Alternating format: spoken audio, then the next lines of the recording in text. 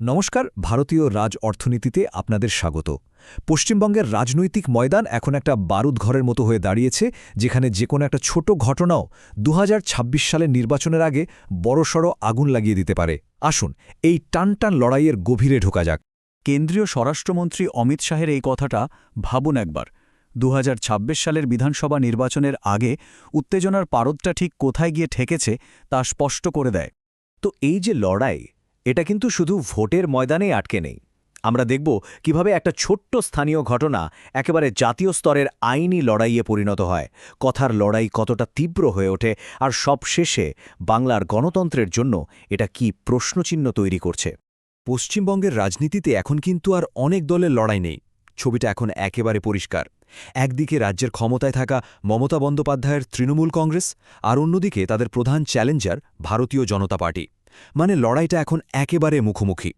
আর ভোটারদের মন জিততে দুটো দলের কৌশলও কিন্তু একেবারে আলাদা। তৃণমূল কংগ্রেস তাদের জনকল্যাণমূলক প্রকল্প আর বাঙালি অস্মিতার ওপর ভরসা করছে, আর বিজেপিকে বহিরাগত হিসেবে তুলে ধরছে।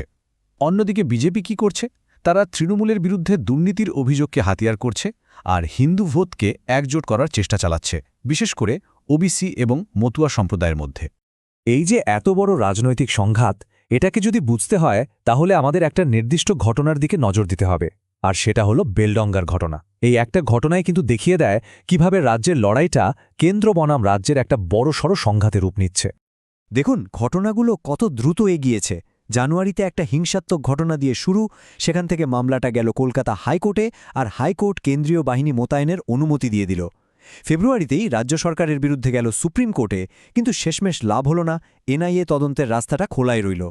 বেলডাঙ্গার এই ঘটনাটা কিন্তু একটা খুব জরুরি জিনিস চোখে আঙুল দিয়ে দেখিয়ে দিচ্ছে। যখন রাজনৈতিক দলগুলো নিজেদের বিবাদ মাঠের মধ্যে মেটাতে পারে না, তখন লড়াইটা সোজা চলে যায় আদালতের ঘরে, আর এর ফলে বিচার ব্যবস্থার ওপরেও একটা বিরাট চাপ তৈরি হয়। তাহলে দেখুন পুরো ব্যাপারটা কিভাবে এগোলো। প্রথমে সাধারণ মানুষের স্বার্থে কিছু জনস্বার্থ মামলা বা পিআইএল করা হলো হাইকোর্টে। সেখান থেকে হাইকোর্ট একটা রায় দিল। সেই রায়কে চ্যালেঞ্জ করে রাজ্য সরকার গেল সুপ্রিম কোর্টে। আর শেষে দেশের সর্বোচ্চ আদালত এমন একটা সিদ্ধান্ত দিল যার রাজনৈতিক প্রভাব কিন্তু অনেক গভীর।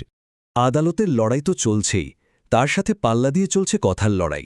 চলুন এবার দেখি দুই পক্ষ একে অপরকে কথার তীরে কিভাবে বিঁধছে। সংসদের ভেতরে তৃণমূলের অভিষেক ব্যানার্জির এই ভাষণটা শুনুন। তিনি একেবারে সরাসরি কেন্দ্রকে নিশানা করে বললেন, বাংলাকে ভয় দেখিয়ে লাভ হবে না, রাজ্য কোনোভাবেই মাথা নত করবে না। এর জবাবে বিজেপির কৌশলটাও কিন্তু বেশ অন্যরকম আর ধারালো। তারা একেবারে স্থানীয় স্তরে নেমে চার্জশিট তৈরি করছে। মানে কোনো এলাকায় হয়তো প্রধানমন্ত্রী আবাস যোজনা নিয়ে দুর্নীতির অভিযোগ তুলছে, তো অন্য কোথাও হাসপাতালের বেহাল দশা বা পানীয় জলের সমস্যাকে সামনে আনছে। সোজা কথায় তারা মানুষের রোজকার সমস্যাগুলোর সাথে সরকারের ব্যর্থতাকে জুড়ে দেওয়ার চেষ্টা করছে। এই যে এত তীব্র একটা রাজনৈতিক লড়াই, এর ফলে তৈরি হয়েছে একটা পারস্পরিক দোষারোপের আবহাওয়া। মানে চারদিকে শুধু অভিযোগ আর পাল্টা অভিযোগের ঝড়। এই টেবিলটা দেখলে ছবিটা আরও পরিষ্কার হবে। দেখুন, একদিকে তৃণমূলের বিরুদ্ধে অভিযোগ উঠছে রাজনীতিক হিংসা আর দুর্নীতির। অন্যদিকে বিজেপির বিরুদ্ধে অভিযোগ তারা কেন্দ্রীয় এজেন্সি যেমন ধরুন ইডিকে রাজনৈতিকভাবে ব্যবহার করছে, এমনকি ভোটার তালিকা নিয়েও একে অপরকে দোষ দিচ্ছে। পরিস্থিতিটা এতটাই গম্ভীর যে রাজ্যের রাজ্যপালও এ নিয়ে মুখ খুলেছেন। তিনি তো সরাসরি হিংসা আর দুর্নীতিকে বাংলার রাজনীতিতে ক্যান্সারের সঙ্গে তুলনা করেছেন।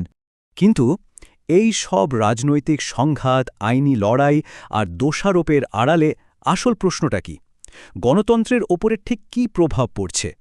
ভাবুন একবার, যখন রাজ্যের পুলিশ আর কেন্দ্রের এজেন্সিগুলো একে অপরের বিরুদ্ধে দাঁড়িয়ে যায়, তখন আমাদের যুক্তরাষ্ট্রীয় কাঠামো, মানে কেন্দ্র আর রাজ্যের একসাথে কাজ করার যে ধারণা, সেটার কি হয়?